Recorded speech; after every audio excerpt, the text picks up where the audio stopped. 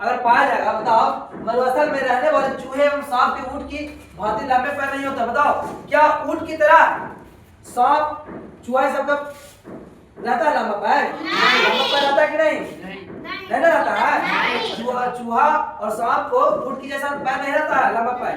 समझा? हाँ। दिन की तेज गर्मी से बचने के लिए वे भूमि के अंदर गहरे बिलों में रहते हैं। रात्रि के समय जब तापमान में कमी आती है तो ये जंतु बाहर निकल आते हैं। देखो अब बताओ मरुस्थल में ऊंट सब रहता है? यस। ऊंट रहता कि नहीं? तो ऊंट रहता है तो उसके लिए अलग अनुकूलन है। उसका पैर लंबा होता है, इसलिए लंबा होता है ताकि वह नीचे के मरुस्थल की गर्मी से बचा रहे। मरुस्थल की गर्मी से बचा रहे। अब ठीक है, मान लो कि मान लो कि जिस जीव जंतु का पैर लंबा नहीं होगा तो वो कैसे रहेगा? वो कैसे उस गर्मी से बच पाएगा, मरुस्थल की गर्मी से?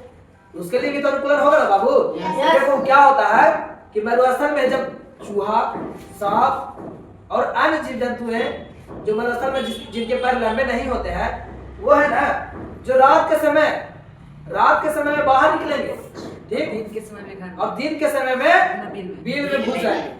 बिल में घुस जाते हैं। कहा कि दिन के समय ज्यादा गर्मी रहेगा, तापमान ज्यादा रहेगा तो गर्मी भी अधिक रहेगी, राइट नहीं?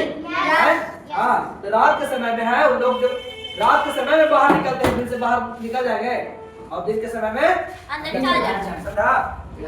हाँ। अब देखो पर्वतीय क्षेत्र मरुस्थल में उगने वाले कुछ समान पौधों को चित्र में 6.8 में दर्शाया गया है। यह पौधे मरुस्थल के प्रति किस प्रकार अनुकूलित है? अब बताओ, यह है? दिखाई दे रहा है? दिखाई दे रहा है ये? बताओ, इसको नागफनी का पौधा बोलते हैं। यह है ना नागफनी का पौधा। कैक्टस हो गया, इसमें सब बहुत है। मरुस्थलीय पौधा है। मरुस्थलीय पौधा में क्या होता है बाबू? देखो बताते हैं। जैसे हम लोग जहाँ गर्मी अधिक नहीं होती है, इधर तो पत्ता हो जाता है, पेड़ का पत्ता देखा है ना, पौधा का पत्ता भी देखा हो। तो उस समय क्या होता है, जो पत्ती रहती है, पेड़ या पौधे की पत्ती रहती है, वो कांटे का रूप धारण कर लेता है। किसका? कांटे का बन जाती है। पौधों की जो पत्तियां होती है ना, वो कांटे के रूप धारण कर लेता है, कांटे के रूप में परिवर्तित हो जाती है, बदल जाती है। समझा? इसमें जो कांटा है ना, इसमें पत्ती था, ये कांटे के रूप में परिवर्तित हो गया। समझा? देखा होगा अभी तुम लोग बहुत सारा जितने भी कहाँ होता है कांटा परिवर्तित, कहाँ होता है कांटा परिवर्तित, तो बता दे।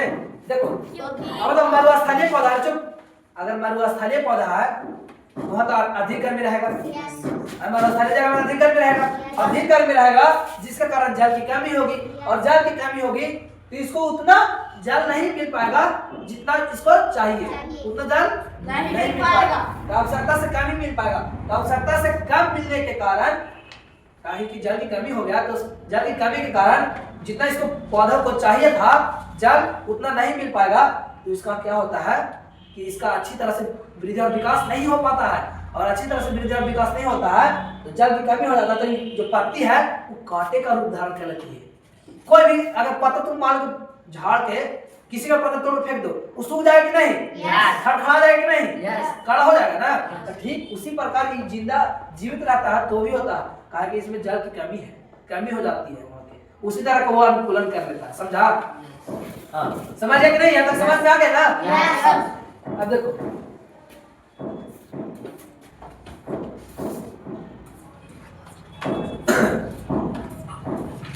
अब क्रियाकलाप करने के लिए कहा।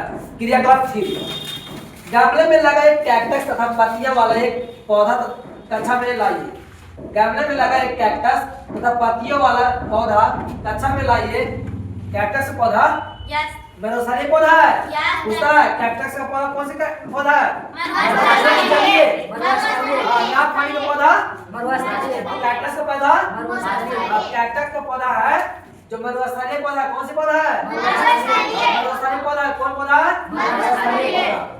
वही बोला कि गमले में लगा अलग करेगा, गमले में लगा एक कैक्टस तथा पत्तियां वाला एक पौधा कक्षा में लाइए।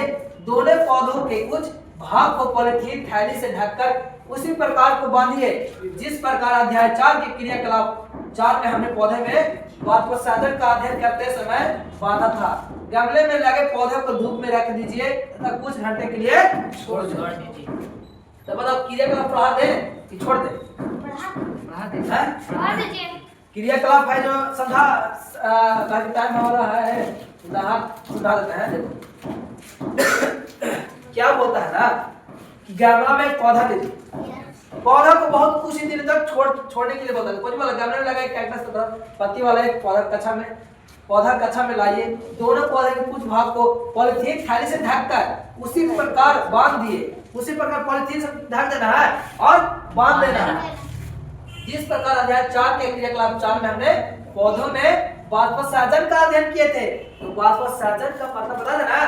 वाष्पोत्सर्जन क्रिया क्या होता है बता देना कि जल है जो वाष्प के रूप में यानी कि वायु घुलित अवस्था में वायु को वाष्प के रूप में बदल जाता है, उसी क्रिया को हम क्या कहेंगे? वाष्पोत्सर्जन क्रिया कहेंगे। हाँ, कोई भी अगर नदी तालाब ये सब का जल कहाँ सूखता है? कौन सी क्रिया के कारण? वाष्पोत्सर्जन क्रिया। क्या होता है वहाँ पे अधिक धूप पड़ने के कारण वो जो जल है वो गर्म हो जाता है, और गर्म हो जाने के कारण वो जो जल था जलीय अवस्था से मतलब द्रवीय अवस्था से वो गैसीय अवस्था में हो जाता है, घुलनशील गैसीय अवस्था में हो जाता है, छोटी छोटी बूंद के रूप में। और छोटी छोटी बूंद के रूप में गैसीय अवस्था में वो ऊपर की ओर उठना प्रारंभ होता है, शुरू होता है, यानी कि वाष्प में बदल गया। अरे पानी को गर्म किया है ना, पानी गर्म करता है तो देखना उसके ढक्कन के ऊपर बूंदा बूंदा टाइप लग जाता है कि नहीं? लग गया तो किसके कारण हो गया? वाष्पोत्सर्जन के कारण। हाँ, वाष्पोत्सर्जन के कारण हो गया, समझ गए ना? पिछले क्लास में पढ़ाए थे, पढ़ाए थे ना पौधों को जानिए में। अब देखो बाद में इनका परीक्षण कीजिए। आप क्या देखते हैं? क्या आप दोनों पॉलीथीन थैलियों में एकत्रित जल की मात्रा में कोई अंतर देखते हैं? देखते हैं दो को पॉलीथीन में बांध है। अब देखो मरुस्थलीय पौधे वाष्पोत्सर्जन द्वारा जल की बहुत कम मात्रा निष्कासित करते हैं। मरुस्थलीय पौधा में वो जो बोला कि मरुस्थलीय पौधा है जो वाष्पोत्सर्जन क्रिया जल बहुत कम निकलता है, वाष्पोत्सर्जन क्रियाकलाप के दौरान बहुत कम जल की हानि बहुत कम करता है। वही बोला था कि मरुस्थलीय पौधे वाष्पोत्सर्जन द्वारा जल की बहुत कम मात्रा निष्कासित करते हैं, यानी कि मरुस्थलीय जो पौधा है ना, आप बताओ जल की बहुत कम मात्रा निष्कासित नहीं करेगा, नहीं निकलेगा। एक तो पहले से वहां गर्मी पड़ रहा है मरुस्थलीय पौधा में, तो पहले से वहां जल की कमी है, और थोड़ा बहुत जो जल मिल रहा है अब वो वाष्पोत्सर्जन क्रिया के द्वारा ज्यादा वाष्पोत्सर्जन कर देगा, तो ओकरा पास रहेगा कोची स्वयं के द्वारा भोजन का निर्माण करने के लिए रहेगा कोची? कुछ नहीं रहेगा बाबू। कहा कि पेड़ पौधा को तो जल चाहिए ना।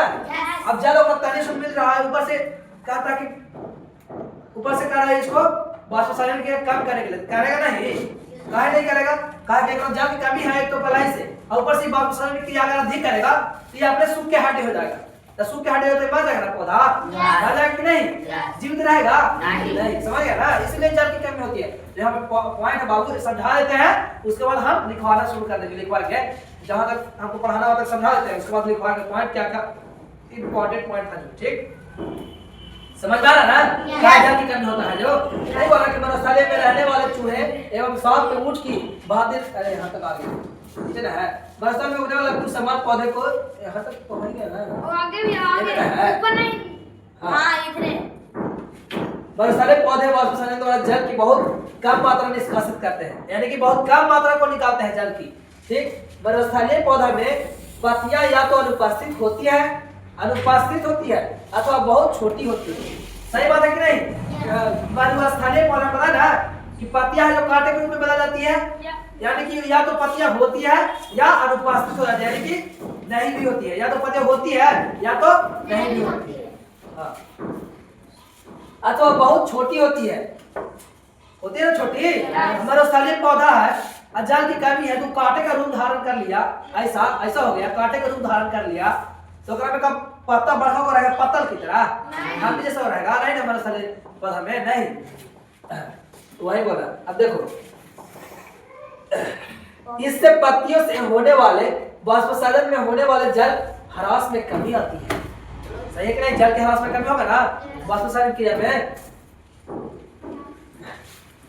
नागफनी में पत्ती जैसे जिस संरचना को आप देखते हैं वह वास्तव में इसका तना है। बोले ना ये नाक फानी का पौधा है, किसका पौधा है? नाक फानी का पौधा। नाक फानी का पौधा में कौन सा पौधा है? ये नाक फानी का पौधा है, देख रहा है ना? नाक फानी का पौधा है। तो ये वास्तव